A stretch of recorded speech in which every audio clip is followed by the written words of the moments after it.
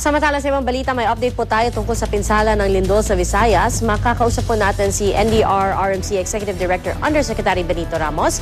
Yusek, magandang umaga. CPR Kahel po ito. Iya, magandang umaga at magandang umaga sa ating mga kababayan.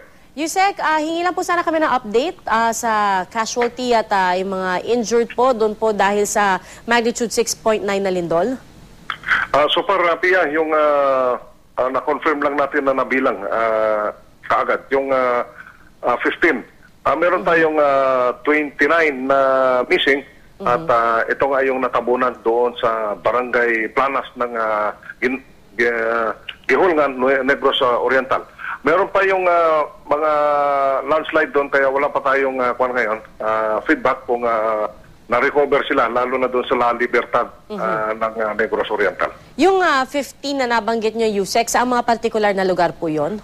Out of 15, 10 ang Gihulngan. Yan ang yung hardest hit, yung Gihulngan City, Negros Oriental. Oho. So, sabi po kasi ng FIVOX, asahan na raw po ang mga aftershocks at hanggang sa mga susunod na araw po yan. So, Yusek, yung NDR-RMC po, ano pong ginagawa na, kumbaga, paghahanda para dito?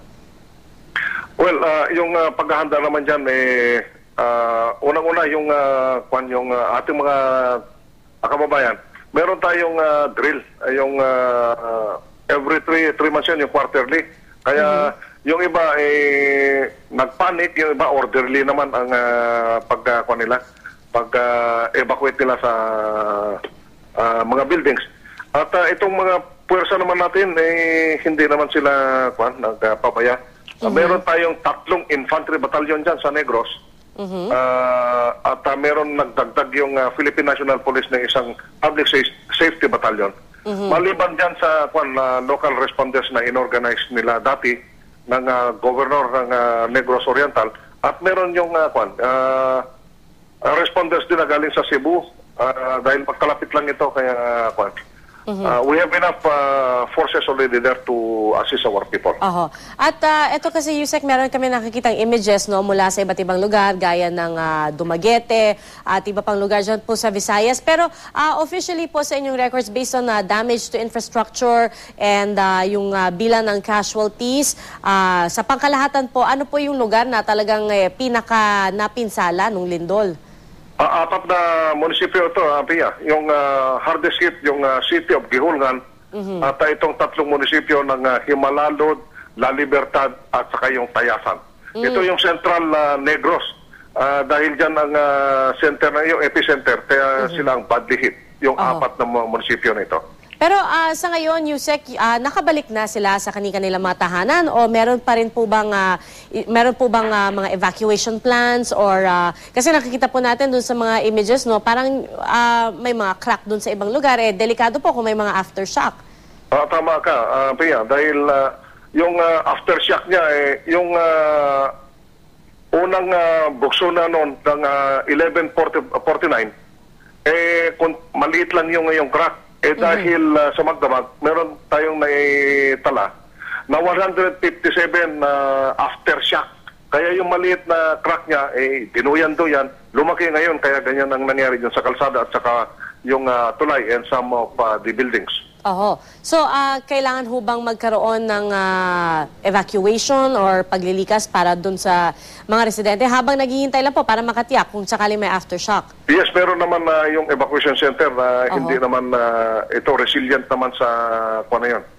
Yung mga covered court, Pia, hindi naman ito mag-iba immediately dahil resilient yan. So, nandyan sila sa ngayon, mga gymnasium. Yung iba dahil nakapapanood ng TV dyan sa Japan, akala nila ganun na mangyari sa tsunami, kaya medyo nagpanik sila. Pero kagabi, nakabalik na yung marami na residente sa kanilang mga bayan. Pero Yusek, nabanggit nyo rin po na yung mga crack lumalaki. So, kaninong responsibilidad ho o kaninong jurisdiction yung pag-iinspeksyon sa mga crack na ito at pagtitiyak na maisa sa ayos ang mga ito? Sa lokal na Meron pamahalaan po ba yun? LGU ito, LGU, pagkatapos tinutulungan ng DPWH. Ito yung structural integrity of a building or any infrastructure for that matter, kagaya ng tulay. So, kanyan yung DPWH yan. Pero kung yung mga residential area, ito yung local government na mamahala yan. At may pakikipag-ugnayan po sa pagitan ng local government at NDRRMC po sa national government? Opo, at yun na nga, dahil ito ay hindi ito pangkaraniwan na nangyari sa Negros. In fact, itong first time nila na nangyari ng ganyan, kaya kailangan matulungan sila. Yusek, tatanong lang po kami, no? Makikibalita na rin kami kung meron po tayong impormasyon kung balik eskwela na po ang mga estudyante po at yung mga establishmento po kung normal na muli ang kanilang mga operasyon. Meron doon sa ibang lugar naman. Pero itong apat na munisipyo na ito, kasama yung Gihulgan, dahil apektado yung mga eskwelahan, may crack dyan. Kaya hindi pa muna mag-resume yung klase hanggat hindi na-inspect ng engineer yung mga eskwelahan na yan. Yung mga establishments po, may ilan po ba na nakasara? Hindi pa meron na nakasara kagaya nung yung nagkabasag-basag yung mga glasses doon sa walls, pansamantala sila nagkasara muna. Dahil ite-check din ng kanilang engineer yan.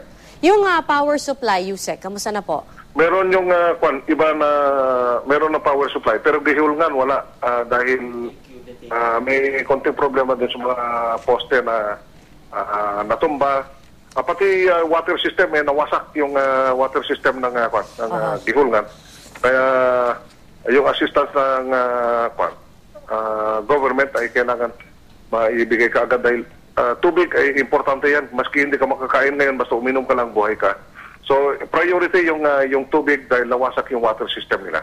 Alright, maraming salamat po, NDRRMC Executive Director Undersecretary Benito Ramos. Magandang umaga po. Maraming salamat din. Good morning, Tia.